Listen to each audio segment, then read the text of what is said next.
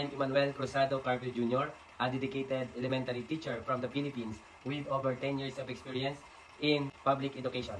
In my current role, I had the privilege of implementing programs that go beyond the classroom, like managing the school-based feeding program, which earned a national recognition for improving students' health and attendance.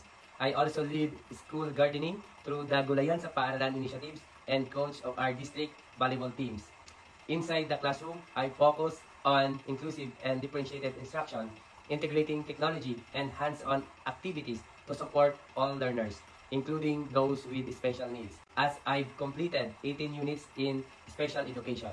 I also serve as a school health coordinator, human resource focal person, and technology livelihood education facilitator, helping students build practical life skills.